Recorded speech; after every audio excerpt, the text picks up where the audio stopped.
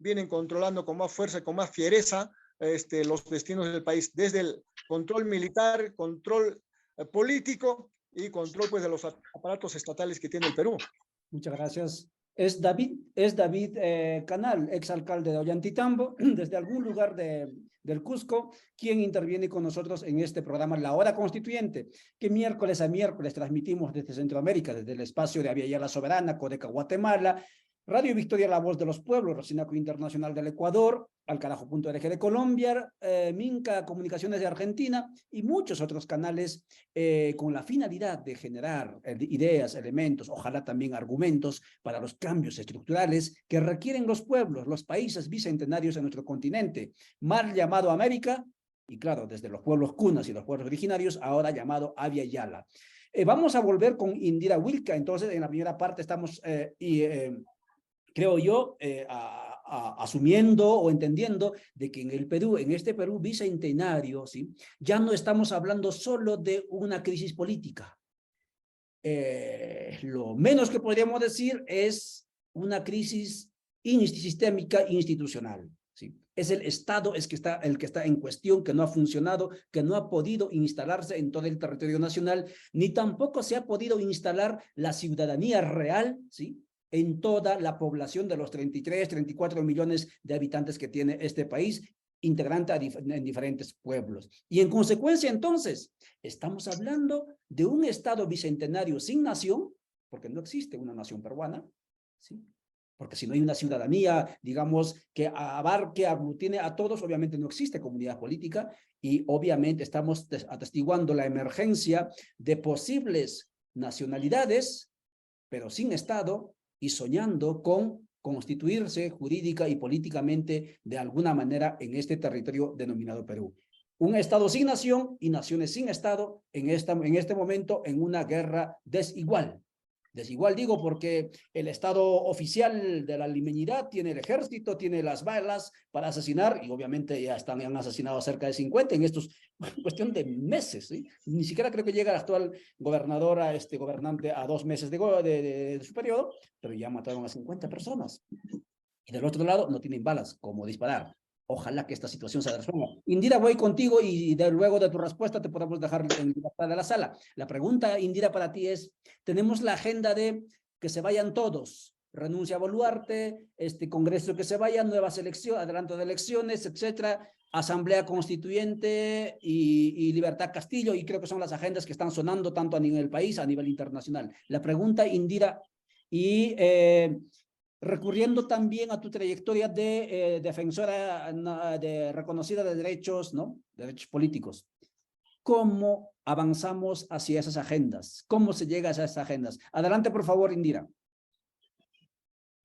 Gracias. Bueno, te he tomado la palabra, he tratado de prender la cámara, aunque estoy en el auto, caminando, yendo hacia justamente uno de los locales donde están los compañeros que están llegando, así que igual pido disculpas por la bulla, si es que hay.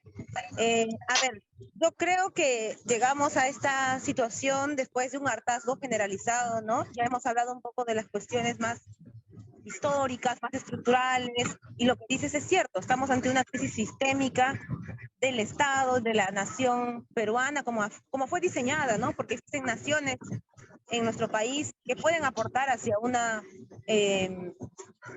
situación de país plurinacional, ¿no? Pero esa es una construcción que hay que dar y hay una tarea pendiente. Pero hemos llegado a esta situación por el hartazgo, ¿no? El hartazgo de una población, de un conjunto de pueblos que habían apostado siempre a que estos cambios puedan darse a través de las vías democráticas tradicionales, ¿no? Es decir, elecciones, en fin, cambios de gobierno. Y desde hace algunos años, algunos periodos, esto ya no tiene mucho sentido, ¿no? Porque se elige, se gana en el Perú, digamos, con discursos de cambio estructural. Los últimos gobernantes, salvo alguna excepción por ahí en una segunda vuelta, anterior, pero han sido con discursos de ese tipo, ¿no? Reivindicativos, ¿no? Si bien es cierto, a veces la democracia formal limita, ¿no es cierto?, la profundidad de las propuestas, pero sí se entendía, y eso para nadie es un secreto, de que al menos los pueblos del sur del país han apostado siempre a cambios mayores, ¿no? A un reconocimiento, incluso, ¿no?, a una refundación del Estado, y por eso, además de las cuestiones electorales de cada 5 años o cada 4 años, siempre se ha hablado, al menos desde que cayó el fujimorismo, de una nueva constitución, de un proceso constituyente, de una asamblea constituyente, ¿no? Y eso se consideraba como algo marginal, ¿no? Se decía, bueno, esto es un pedido de un sector extremo, de la izquierda, ni una cosa ni otra realmente, ¿no? Era un pedido que estaba ya presente en los sectores más descontentos, porque abría la puerta a un debate más profundo, ¿no?, que simplemente de las políticas más de corto plazo.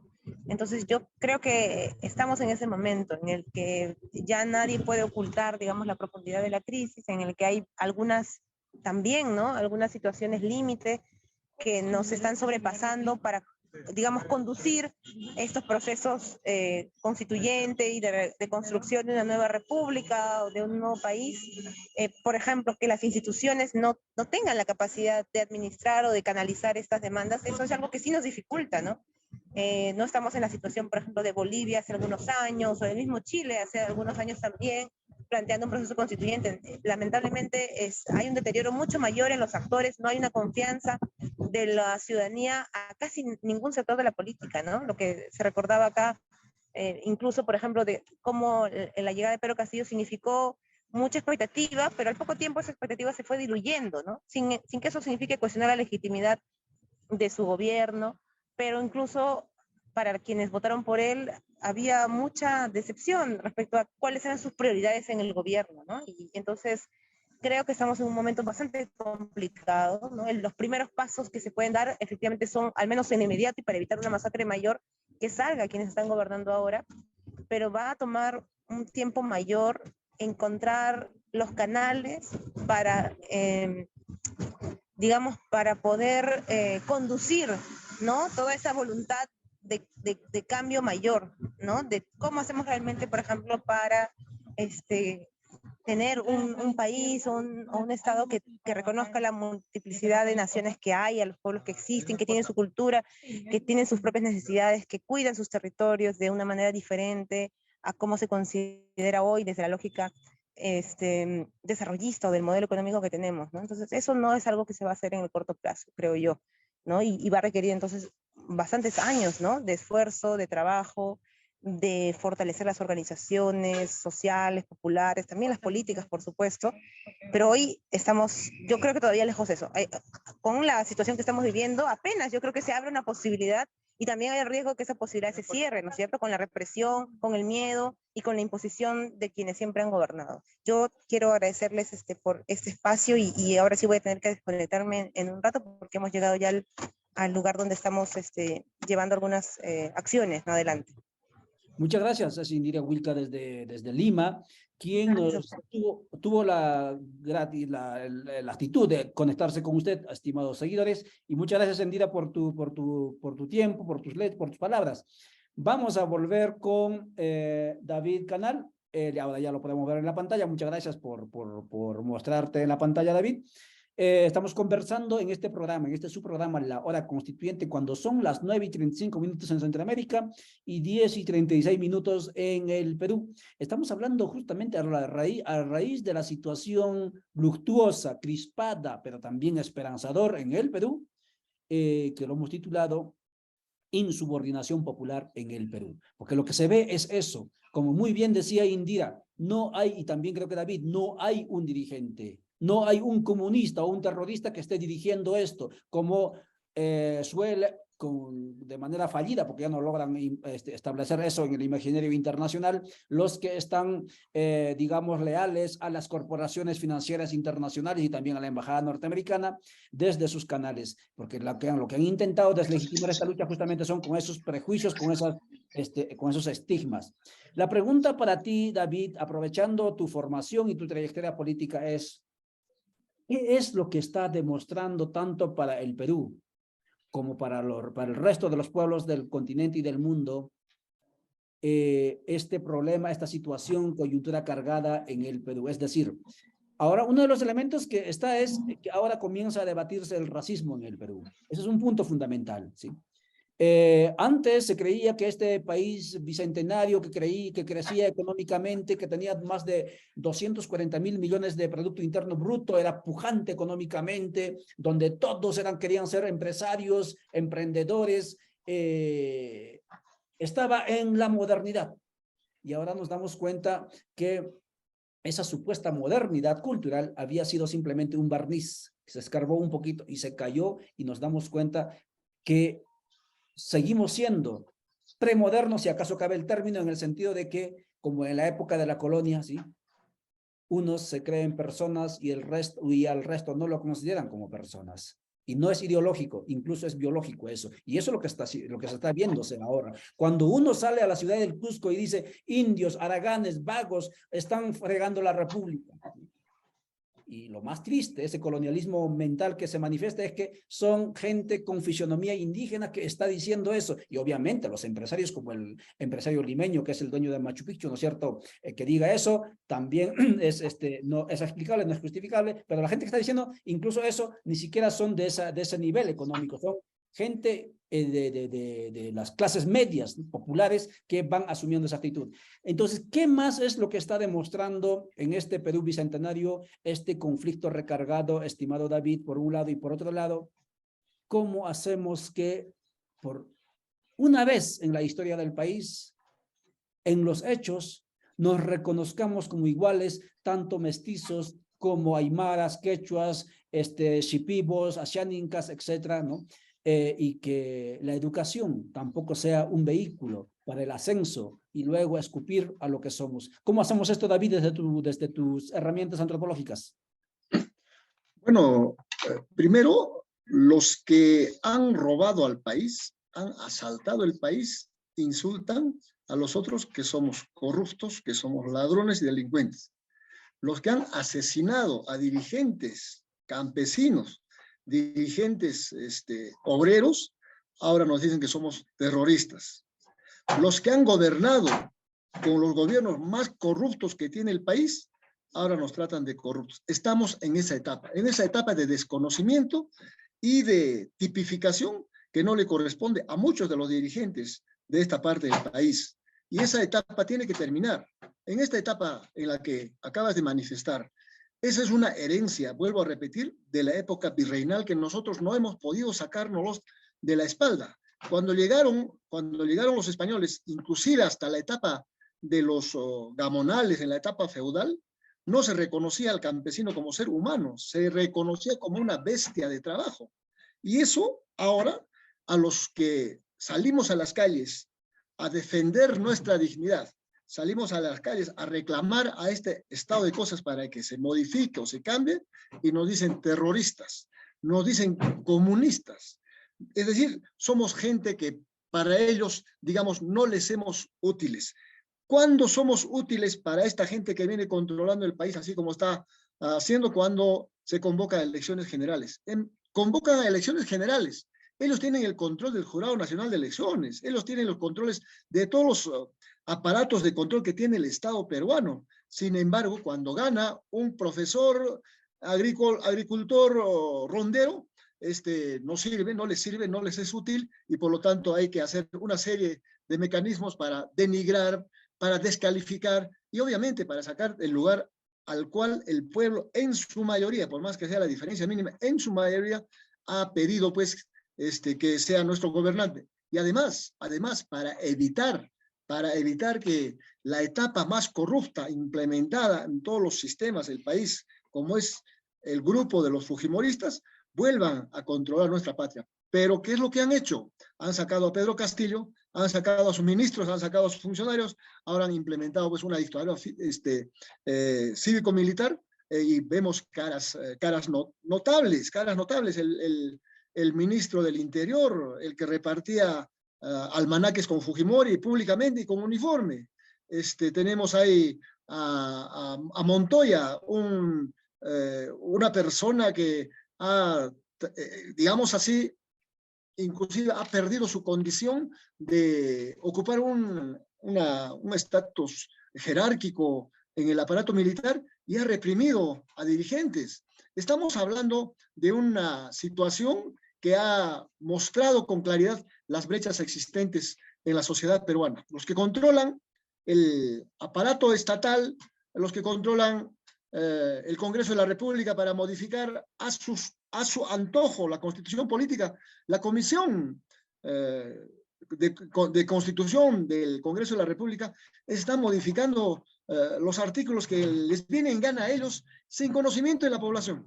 Están controlando el ejército, están controlando la Marina de Guerra, están controlando las fuerzas aéreas. ¿Para qué? Para consolidar la presencia de Dina Boluarte en el gobierno y para desde esa instancia, desde ese aparato, puedan seguir haciendo lo que quieren con el país. Y cuando decimos haciendo lo que quieren con el país es que se liberan de impuestos a empresas transnacionales que exportan nuestros recursos naturales. Se sancionan a los que piden que la rentabilidad y la utilidad se quede en los pueblos donde se explotan los yacimientos minerales. Se sanciona por una serie de cosas a los que piden que, por favor, lo que tiene utilidad y rentabilidad, los recursos naturales del país, se queden en un buen porcentaje para atender las demandas del país, y son acusados, pues, como ya sabemos, de terroristas, de comunistas, etcétera, etcétera. Hoy día estuve en un mercado de un distrito donde los vendedores, los productores agropecuarios venden sus productos en el suelo. ¿Qué te parece? En 20 minutos ha caído la lluvia, ha hecho correr a todos los que venden en el suelo para atender la demanda de los que consumen en un pueblo pequeño. Lo mismo ocurre con Lima, con Arequipa, con todas partes de las ciudades principales del país, en donde el productor, el que alimenta, el que lleva la comida a la mesa de esta oligarquía que controla el país, está siendo no desatendida, está siendo pues olvidada, maltratada, vilipendiada, desconocida de su condición humana, y eso no podemos seguir permitiendo. Necesitamos una corriente que abrace una unidad de criterios y construyamos una sola agenda de desarrollo. Y lo que tenemos que hacer es establecer mecanismos legales para que los que somos ciudadanos, entre comillas, de segunda clase, así como nos han tipificado, los que vivimos fuera de la ley, así como nos tipifican, los que trabajamos y sobrevivimos en este espacio, necesitamos también participar en los espacios de poder. Y estos espacios de poder tienen que recuperar la condición democrática. ¿De qué democracia hablamos? ¿No? Ahí conocemos a los que salen junto con los fujimoristas, los apristas, a las calles a defender la democracia. ¿De qué democracia estamos hablando? Si la democracia es no respetar a los que le eligen como presidente, si la democracia es no obedecer a los que están dentro del Congreso de la República, si la democracia es capturar el ejército peruano, las Fuerzas Armadas para reprimir al pueblo, entonces yo no entiendo de qué democracia estamos hablando. Mientras que no teoricemos, no filosofemos y nos pongamos de acuerdo con los que controlan el país y con los que estamos al margen del control del país, no nos pongamos de acuerdo qué significa la democracia, este conflicto social va a continuar.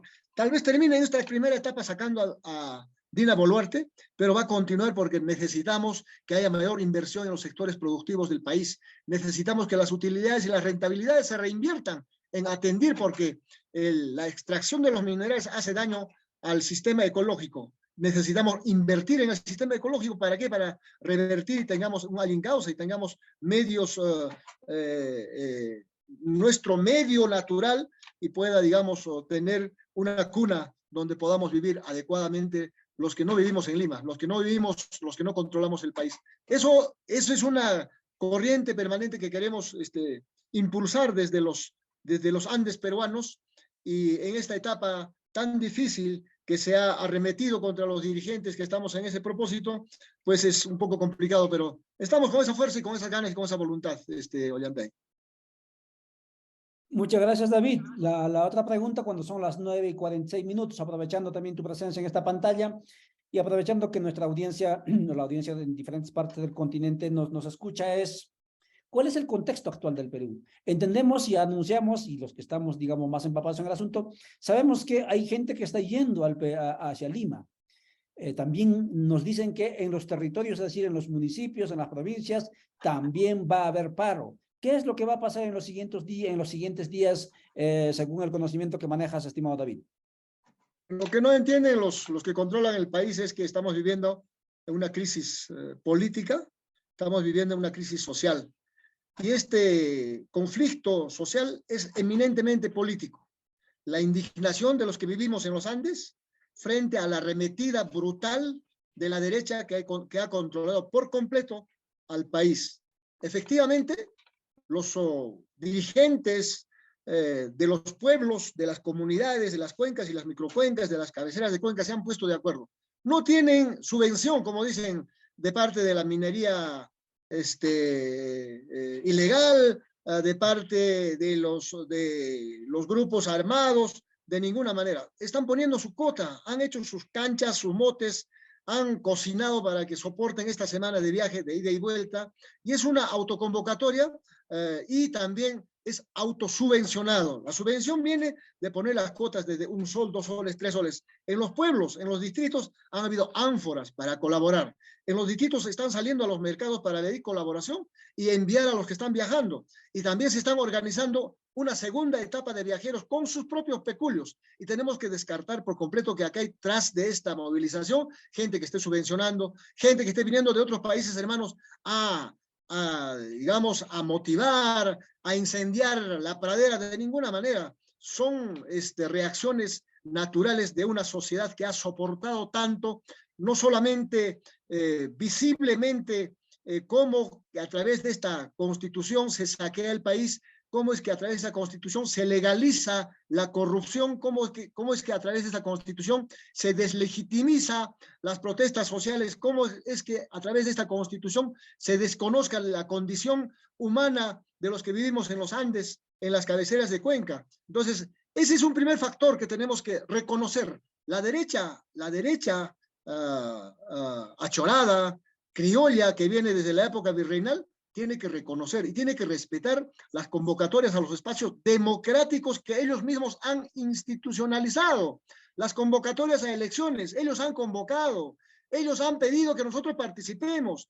Participamos, ahora han utilizado mecanismos, te cuento, Ollantay, han utilizado mecanismos donde a los dirigentes proclaros contra este sistema te tachan desde tu apellido, si has escrito con mayúscula, con minúscula, si lo has escrito el nombre con azul, el otro con negro, te tachan, te ponen 20 obstáculos para tacharte de tu postulación, principalmente al Congreso de la República, principalmente si es que no estás de acuerdo con este sistema, te tachan para participar en estos espacios de convocatoria a decisiones, digamos, colectivas que ellos mismos han implementado. El pueblo peruano, efectivamente, lo que hemos evaluado y lo que ocurre también es que se ha despolitizado. Nos han despolitizado estratégicamente desde la implementación del sistema neoliberal a través de la presencia de Fujimori en el Estado. Nos han quitado desde el colegio cursos, como tú sabes, filosofía, donde ya sabías, digamos, qué era el idealismo o qué era el materialismo. Desde economía política ya sabías en forma general qué era el socialismo, qué era el capitalismo. Desde el curso de cívica que sabías cuáles eran tus derechos.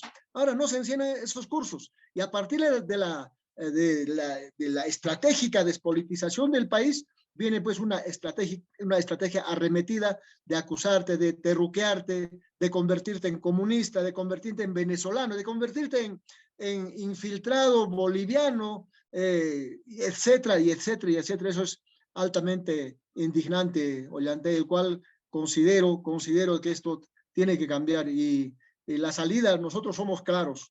En esta lucha política, es una lucha política, y eso no lo reconoce la ultraderecha. Es una lucha política de carácter reivindicativo de la dignidad humana de los que vivimos fuera de Lima, de los que vivimos en las serranías, en el norte y la sierra del país. Es una lucha política, por eso es que pedimos que Dina Boluarte deje de ser presidente de la República, se convoque a un gobierno transitorio y se convoque a unas elecciones generales y además se consulte al pueblo sobre una nueva constitución política.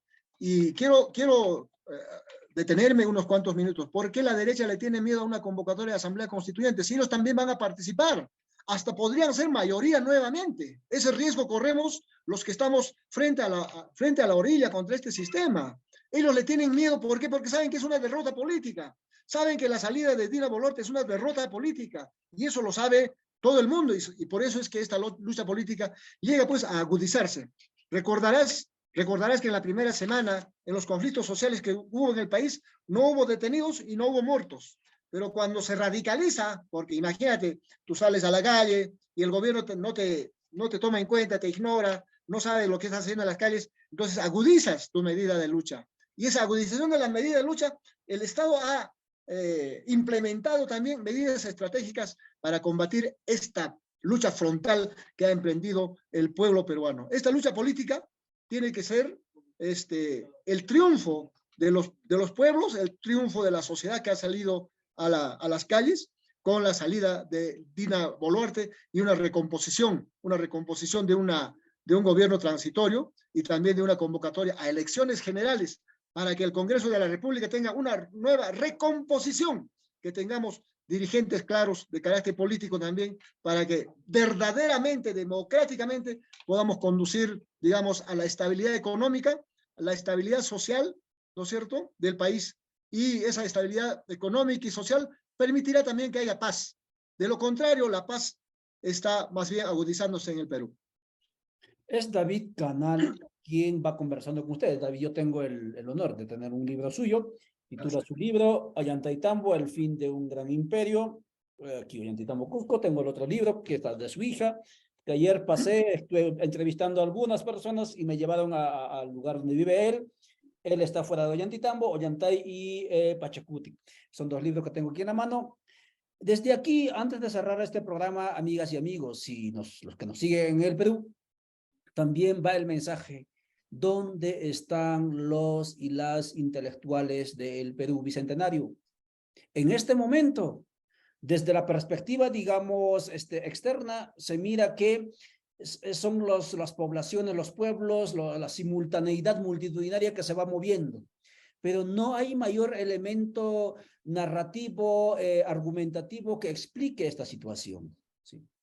Y en ese sentido, urge que las y los que venimos de los pueblos, que hemos tenido el ascenso cultural vía educación para tener un estilo de vida diferente, volteemos la mirada hacia estos pueblos nuestros y comencemos a reflexionar juntamente con ellos. Porque esta situación de lúgubre, de oscuridad, supuestamente en el Perú, tiene que iluminar al continente. Y para que ilumine, tenemos que comenzar a reflexionar sobre la marcha de lo que está ocurriendo en el país. Porque al parecer, el asunto no termina con la marcha de los 4 suyos o la marcha de los 4 puntos para hacer que los demás nos entiendan, que va a ocurrir mañana en el corazón político y económico del Perú, que es la ciudad de Lima.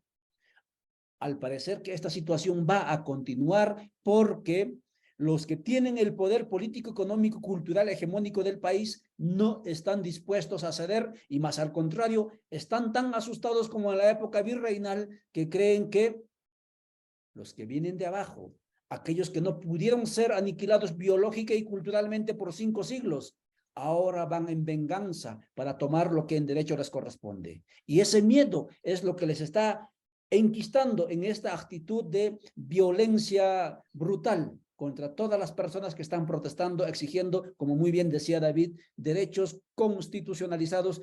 No importa constituciones de ellos, pero constitucionales. No importa democracia de ellos, pero democráticamente establecidos. Esto es lo que está ocurriendo en el Perú. David, te dejo un par de minutos para que te despidas de la audiencia.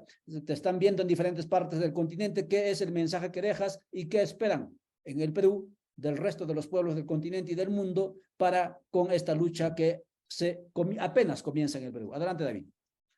Yo creo que hermanos de Latinoamérica necesitamos estructurar una organización capaz de analizar, teorizar, filosofar de lo que está pasando en Latinoamérica, y los pueblos unidos podamos implementar en nuestros países, respetando la soberanía de cada país, podamos instaurar organizaciones que nos permitan recuperar la dignidad, que nos permitan recuperar o establecer o participar en los sistemas de control que tiene el Estado, para que podamos atender nuestras propias necesidades. No es delito tener vínculos internacionales con compañeros de El Salvador, de Guatemala, de Honduras, de Chile, Argentina, Bolivia, etcétera, etcétera. No es ningún delito.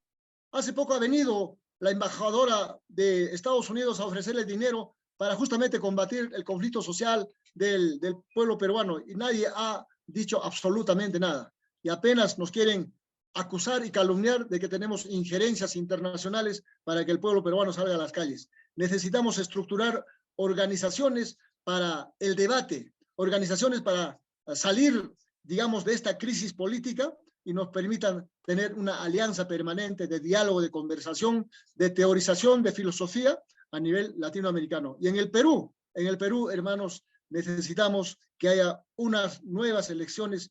Inclusive en esas nuevas elecciones probablemente gane la derecha, probablemente nos gane la derecha, pero tenemos que trabajar también los espacios de poder para que nosotros participemos directamente en estos espacios de poder a fin de tener una recomposición y podamos esgrimir las leyes que nos condenan al atraso, al olvido y a la marginación de los pueblos andinos que vivimos en el territorio patrio. Nosotros amamos al país, nosotros amamos la unidad del país, pero que respeten nuestras decisiones y que atiendan nuestras demandas con inversión en los principales segmentos o áreas que requiere pues los pueblos del Perú profundo. Eso es lo que demandamos. Aquí no estamos armados, aquí no estamos filosofando ni el marxismo ni el leninismo. Aquí nosotros estamos filosofando en cómo podemos lograr el bienestar de los pueblos eternamente abandonados, eternamente desatendidos. Creo que ya es hora de hacer llegar nuestra voz de protesta a fin de que los recursos que tenemos en el país, la rentabilidad y la utilidad que tienen estos recursos, se reinviertan en nuestro país. Primero, para cubrir nuestra casa, que es el mundo, el medio ambiente, la naturaleza, y principalmente para atender la demanda que tienen los pueblos para lograr el allincauce, el buen vivir, que todos queremos. La derecha tiene buen vivir, tienen carros de lujo, tienen al Estado, tienen copados las instancias de poder que tiene el país, y nosotros también tenemos derecho a que las inversiones lleguen para atender y mejorar nuestras condiciones de vida. Un abrazo a todos ustedes, un fuerte abrazo, y seguro que la fuerza que tienen los peruanos desde la época de Tupac Amaru, inclusive mucho antes de la época de Manco Inca, Tupac Amaru, Katari, en fin, una serie de líderes está retornando a hervir nuestras sangres, provocado por la derecha irresponsable que ha conducido al país a una crisis política que seguro tiene que terminar. Ahora, mañana o pasado mañana hay convocatoria al paro nacional hasta el día viernes y seguro que ahí tenemos que escuchar un mensaje digna también de esta señora Dina Boluarte, que no acepta la demanda que exigen los pueblos en el interior del país. Un fuerte abrazo, Ollantay, y a todos ustedes, muy buenos días.